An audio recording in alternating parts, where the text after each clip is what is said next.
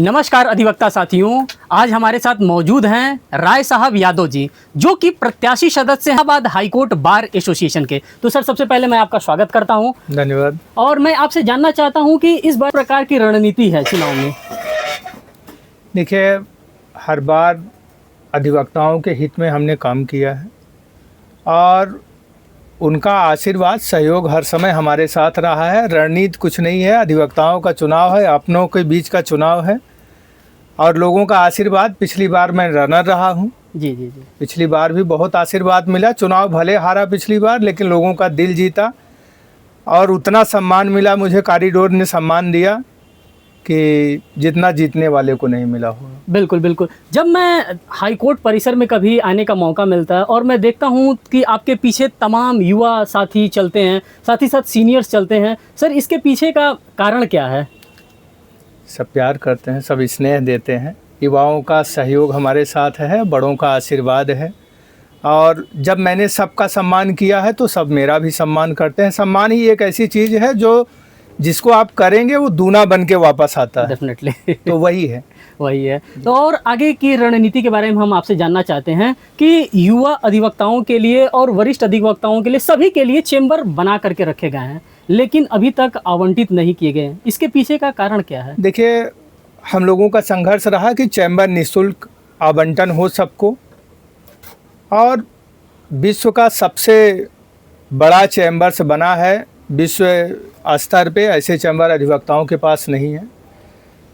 सुसज्जित है, सारी चीज़ें, सारी सुविधाएं वहाँ हैं, लेकिन जो अधिवक्ता को वहाँ किराएदार बनाया गया है, जो इतना ज़्यादा पैसा जमा कराया जा रहा है, ये गलत है। राज्य सरकार की जिम्मेदारी है, प्रत्येक प्रदेश के सरकार की जिम्मेदारी है कि वो अपने यहाँ के जनता को सुलभ और निःशुल्क न्याय दिलाने का बिल्कुल बिल्कुल प्रयास करें। कोर्ट में जितने भी परिसर, कोर्ट के अंदर जितनी भी बिल्डिंगें हैं, सब स्टेट उसको संरक्षित करती है। सफाई, सुरक्षा सब स्टेट की जिम्मेदारी है और जिस तरीके से पूरे हाई कोर्ट का संरक्षण, सुरक्षा स्टेट का है, उसी तरीके से अधिवक्ता बिल्डिंग का भी स्टेट को ही जाता है। स्टेट ही जो है उसे, उसके जो खर्च आएगा स्टेट उसको वहन करे। अधिवक्ता हित, अधिवक्ता ऑफिसर ऑफ द कोर्ट होता है। जी। कहा तो जाता ऑफिसर ऑफ द कोर्ट है। एक महाधिवक्ता बिल्डिंग है, जी जी। मीडिएशन सेंटर की बिल्डिंग है। हाई कोर्ट के अंदर जितनी भी बिल्डिंग है सबका मेंटेनेंस स्टेट करता है। तो हमारी एक छोटी सी बिल्डिंग है, छोटी सी मानिए अधिवक्ताओं के लिए, तो उसका भी स्टेट को करना चाहिए, स्टेट की जिम्मेदारी है। दूसरी चीज़ यह कि हमें यहाँ से विस्थापित किया जा रहा है। हमारे पुराने चैम्बर लिए जा रहे हैं, नए चैम्बर दिए जा रहे हैं, तो कोई चीज़, नई चीज़ हमें नहीं दी जा रही है। हमारी एक पुरानी चीज़ हमसे छीनी जा रही है, नई दी जा रही है। बिल्कुल बिल्कुल। हमारे लिए ये हमारी पुरानी चीज़ जो है ये गौरवमयी है और ज़्यादा अच्छी है। ज़्यादा अच्छी इसलिए है कि हम यहाँ ज़्यादा सुरक्षित हैं। वो बिल्डिंग सुरक्षा के मामले में, सुरक्षा के पैमाने पे हमें खरी नहीं उतर रही है। 5 तल तक पार्किंग है। जी जी जी। 5 के बाद हम हैं। अगर कहीं भी किसी भी तरह की घटना होती है तो हम सुरक्षित नहीं हैं। और हम तो जाके वहाँ देखे हैं कि पूरा कहीं आपातकालीन गेट ऐसा नहीं है कि जहाँ से हम बिल्डिंग को खाली करा सकें। अगर कोई आपात स्थिति हो तो जल्द से जल्द हम उस बिल्डिंग को खाली करा दें, ऐसा कोई गेट नहीं। अच्छा, साथ ही साथ हम आपसे ये भी जानना चाहेंगे कि जब युवा अधिवक्ता कोई आता है इलाहाबाद हाईकोर्ट बार एसोसिएशन में, अपने आप को एज अधिवक्ता के रूप में रजिस्टर्ड कराता है, तो उसमें आपका क्या सहयोग रहेगा? देखिए, युवा अधिवक्ताओं को मेरा मानना है कि जब स्कूल से बच्चा यहाँ एडवोकेट के रूप में रजिस्टर्ड होता है तो हम यहाँ कैसे प्रैक्टिस होती है उसको तय तरीके सिखाएं। मेरी जो योजना है कि जिस दिन हम उसको रजिस्टर्ड अपने यहाँ अपने परिवार का सदस्य बनाएंगे तो उसको कम से कम 5 किताब और गाउन दे के उसको सम्मानित करेंगे। अच्छा। और उन लोगों के लिए एक सेमिनार चलाया जाएगा। हमारे सीनियर्स उनको गाइड करेंगे कि हमारे यहाँ की क्या रीति रस्म रिवाज हैं, सीनियर जूनियर के बीच का जो संबंध है, ये सारी चीज़ें सिखाने की हैं। अपने परिवार में हम अगर अपने बच्चों को नहीं सिखाएंगे तो आज जो घटनाएं हो रही हैं वो उसी का परिणाम है कि बच्चे को हम नहीं सिखा पा रहे हैं। जी जी जो सुप्रीम कोर्ट में हुई है, कई घटनाएं हुई हैं, जी तो उसका इशारा हमारा उसी तरफ है कि हम भी जिम्मेदार हैं, हम उनको सही तामील नहीं दे पा रहे हैं। बिल्कुल बिल्कुल। हम आपसे ये फाइलिंग को लेकर के कुछ जानकारियाँ उपलब्ध करना चाहते हैं, जैसे कि 482 का दाखिला हो गया या तमाम जो रिपोर्टिंग हो रही है, इन देखिए, सारी चीज़ों के बारे में जानकारी। हमारा हाई कोर्ट एक प्रयोगशाला बन के रह गया। हमारे कोविड से पहले बहुत अच्छी स्थिति थी।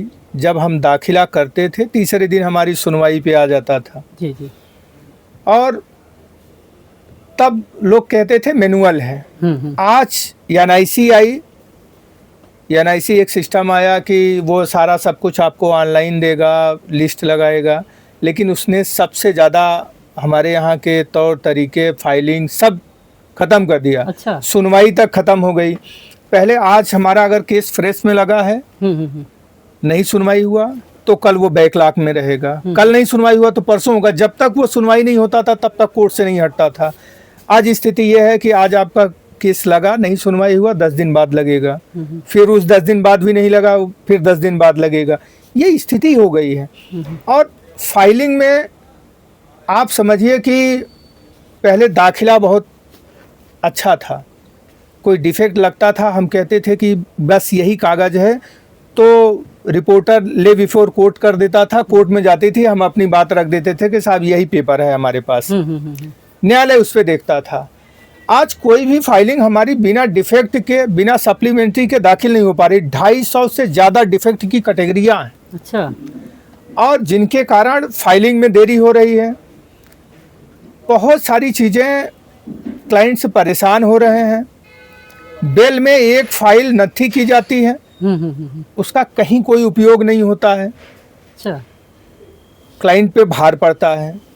आज सही पेपर है, रिजेक्शन टाइप कॉपी है या एफआईआर टाइप कॉपी है, सर्टिफाई कॉपी है, लेकिन कंपलसरी है कि उसकी भी टाइप लगनी है। अच्छा। सिर्फ फाइलें मोटी हो रही हैं, एक तो डबल हो जा रही हैं, फिर उसका टाइप भी लगेगी, उसके लिए डबल हो जा रही हैं। तो ये जो खर्च आ रहा है, एक बार स्लोगन दिया गया था कि न्याय चला निर्धन की ओर, तो कैसे ये, अगर ये सारी चीजें तो उसी पे प्रभाव डाल रही ना। निर्धन कैसे न्याय प्राप्त करने के लिए आएगा। सुप्रीम कोर्ट कहता है कि हम पेपरलेस प्रोसीडिंग करेंगे। हमारे यहाँ पेपर इस तरीके से लगवाए जा रहे हैं कि फाइल जो अननेसेसरी है, टाइप कराने की जरूरत नहीं है, पढ़ने योग्य है, लेकिन उसका भी टाइप लगाया जा रहा है। ये सारी चीज़ें हटाएंगे। पीआईएल फाइल करेगी, बार फाइल करेगी, बार के तरफ से होगा, ऑर्डर करवाया जाएगा कि ये सारी चीज़ें। 482 रिवीजन 70% फर्स्ट हियरिंग पे खारिज हो जा रही है, लेकिन एक कॉपी उसके साथ लग के जाती है, और वही इधर डिस्पोजल हुआ, उधर जो है उसको कटना है। तो ये अननेसेसरी एक फाइल जा रही है ना। जी जी जी। साथ ही साथ हम आपसे ये जानना चाहेंगे कि अगर आप इस बार का चुनाव जीत जाते हैं तो अधिवक्ता हित में क्या आपका कार्य योजना रहेगा? देखिए, अधिवक्ताओं में हमने एक चीज़ देखा है कि अधिवक्ता जब बीमार होता है तो उसकी ज़िंदगी की सारी कमाई कम पड़ जाती है इलाज के लिए। सुप्रीम कोर्ट बार एसोसिएशन ने अपने सारे अधिवक्ताओं का मेडिकल इंश्योरेंस कराया है। 35,000 में हुआ है, 10 लाख का इंश्योरेंस है। अधिवक्ता की वाइफ, बच्चे और अधिवक्ता का माता पिता, अच्छा, ये इतने लोग कवर्ड हैं। और बहुत अच्छा इसलिए लगा कि उस पॉलिसी में माता पिता जब कवर्ड हैं तो भावनाएं इतनी जुड़ी कि अधिवक्ता अगर अपने गांव से यहाँ आ जा रहा है, माता पिता की सेवा करने वहाँ नहीं पहुँच पा रहा है, तब भी वो अपने माता पिता का इलाज इस पॉलिसी से करा लेगा। तो मैं सभी अधिवक्ताओं का मेडिकल इंश्योरेंस कराऊंगा, लेकिन पैसा, धनराशि बहुत ज़्यादा है। उसके लिए भी हर बार एसोसिएशन एक बड़ा कार्यक्रम करती है 65-60 लाख का। मैं वो सारे कार्यक्रम नहीं कराऊंगा। होली मिलन फला इधर उधर, ये सारे कार्यक्रम रद्द करके मैं अधिवक्ताओं का मेडिकल इंश्योरेंस कराऊंगा। दूसरी चीज़ ये कि हम मेडिकल में पैसा ही इतना बांट देते हैं कि अगर उसी पैसे से इंश्योरेंस करा दें तो सारे अधिवक्ताओं का, अभी तक सिर्फ अधिवक्ता को दिया जाता है मेडिकल, मेडिकल के लिए जो पैसा दिया जाएगा बाहर से वो अधिवक्ता के लिए दिया जाएगा, लेकिन उतने ही पैसे में हम अगर अधिवक्ता का मेडिकल इंश्योरेंस करा देते हैं तो उसका पूरा परिवार कवर्ड हो जाता है। जी जी तो अधिवक्ताओं के लिए सबसे ज़रूरी है कि उनका मेडिकल इंश्योरेंस हो। जी जी। तो बहुत बहुत धन्यवाद, आपने अपना कीमती समय दिया। फिर मिलेंगे इसी प्रकार के अपडेट के साथ, तब तक के लिए नमस्कार।